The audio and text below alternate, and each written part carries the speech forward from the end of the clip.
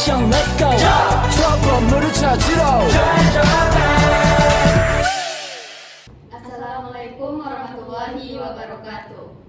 Perkenalkan, kami dari kelompok 11 ingin mempresentasikan mengenai internet dengan saya sendiri sebagai moderator dan presentator 1 Devi Anita Putri dengan nomor BP 230646 dan presentator 2 dengan saya Desti Natalia Reva nomor BP 230373 dan presentator 3 dengan saya William Dila Putri dengan nomor BP 0407 dan presentator 4 dengan saya Mila Kurnia Ramadhani dengan nomor BP 230388. Sekian pengenalan dari kami. Selanjutnya kami akan menjelaskan mengenai materi internet. Selanjutnya saya akan menjelaskan pengertian dari internet. Apa sih internet itu? Internet atau interconnection networking adalah suatu jaringan komputer yang saling terhubung antar komputer yang satu dengan komputer yang lainnya dengan menggunakan standar sistem Global Transmission Control Protocol atau Internet Protocol Switch atau TCP sebagai protokol pertukaran. Selanjutnya, perbedaan dari internet dengan intranet. Intranet adalah satu jaringan atau private network yang menggunakan protokol internet TCP atau IP untuk berbagi informasi penting dalam lingkup lokal. Perbedaannya, internet itu menggunakan jaringan universal atau seluruh dunia. Perkembangan yang sangat pesat dan bisa digunakan kapan saja dan di mana saja.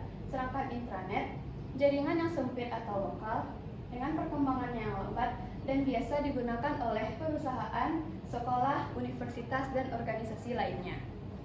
Di sini saya akan menjelaskan tentang sejarah perkembangan internet. Perkembangan awalnya terjadi pada tahun 1940-an sampai dengan 1960-an. Konsep awal internet muncul pada tahun 1945 ketika Fenerbahce menciptakan suatu sistem konsep hipotesis untuk menyimpan dan mengakses informasi. Pada tahun 1960-an, Departemen Pertahanan Amerika Serikat mendanai proyek ARPANET yang bertujuan untuk menciptakan jaringan komputer yang tahan terhadap serangan nuklir. Pertumbuhan ARPANET 1970-an. Pada tahun 1971, ARPANET menghubungkan 4 universitas di Amerika Serikat. Email pertama kali dikirimkan pada tahun 1971 oleh Ray Tomlinson menetapkan dasar komunikasi elektronik.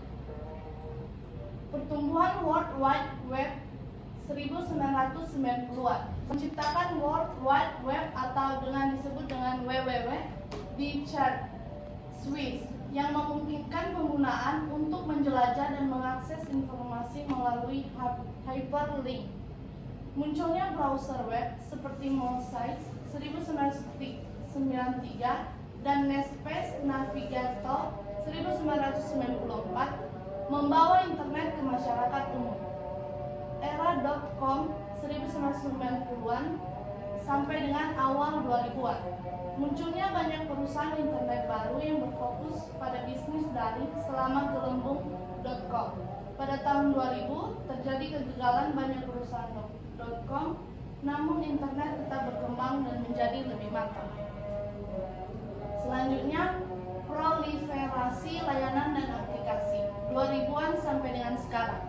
Perkembangan pesat teknologi internet seperti broadband dan konektivitas nirkabel memungkinkan penggunaan untuk mengakses internet dengan lebih mudah dan cepat.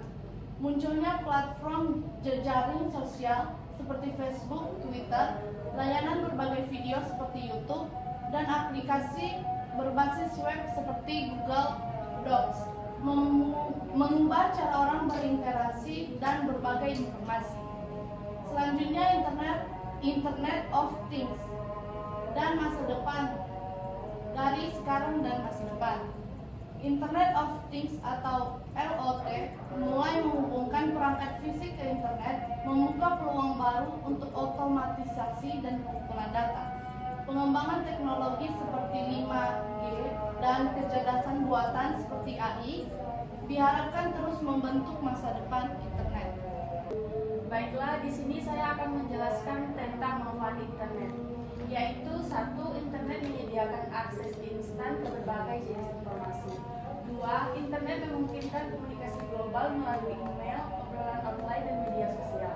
Yang ketiga, internet telah mengubah cara kita belajar dengan menyediakan sumber daya pendidikan daring. Yang keempat, internet menyediakan berbagai bentuk hiburan, termasuk streaming video, musik, dan permainan daring. Yang kelima, e-commerce memungkinkan orang untuk berbelanja secara daring tanpa perlu pergi ke toko fisik. Yang keenam, platform media sosial seperti Facebook, Twitter, dan Instagram memungkinkan pengguna untuk berinteraksi, berbagi pengalaman, dan tetap berhubungan dengan teman dan keluarga. Yang ketujuh, internet memungkinkan siapapun untuk membuat dan menyebarkan konten seperti blog, podcast, atau video. Yang kedelapan, internet menjadi medium untuk berinovasi dan mengekspresikan kreativitas. Dampak internet bagi kehidupan sehari-hari yaitu komunikasi. Positifnya yaitu memungkinkan komunikasi global melalui email, obrolan, dan media sosial, membantu menjaga hubungan dengan teman dan keluarga yang berada di lokasi geografis yang berbeda.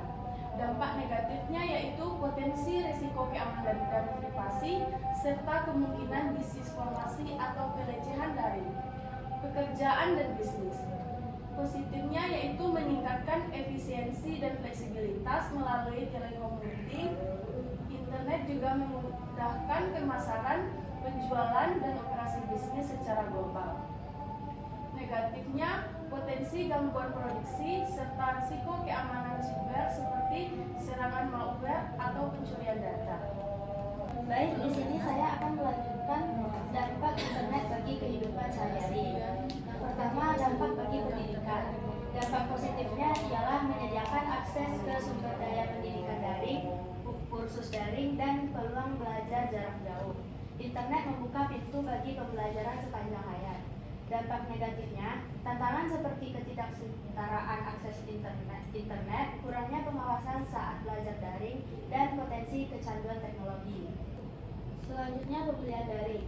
Dampak positifnya memberikan kemudahan berbelanja tanpa harus pergi ke toko fisik, menawarkan variasi produk yang lebih besar dan seringkali harga yang lebih kompetitif.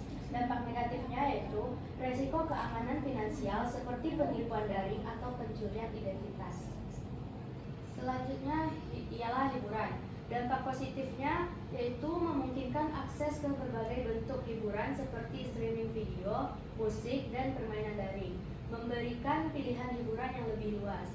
Dampak negatifnya yaitu potensi kecanduan media sosial atau permainan daring yang dapat memengaruhi keseimbangan hidup.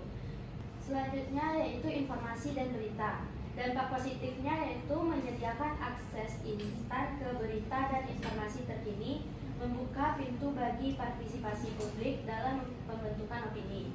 Dan dampak negatifnya ialah resiko penyebaran informasi palsu atau hoax, serta filter bubble yang dapat menyajikan informasi yang sesuai dengan pandangan yang sudah ada. Sekian presentasi dari kelompok kami mengenai dari internet. Jika ada yang salah, mohon dimaafkan. Wabillahi taufiq wal hidayah. Wassalamualaikum warahmatullahi wabarakatuh. 트레저와 함께 달려 Ready for action, let's go 트럭으로 물을 찾으러